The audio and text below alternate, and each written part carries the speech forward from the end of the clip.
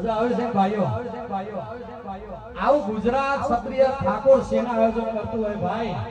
અને મારા ઠાકોરનો વટ હોય ત્યારે એ હતા કાચી કેરા કટકા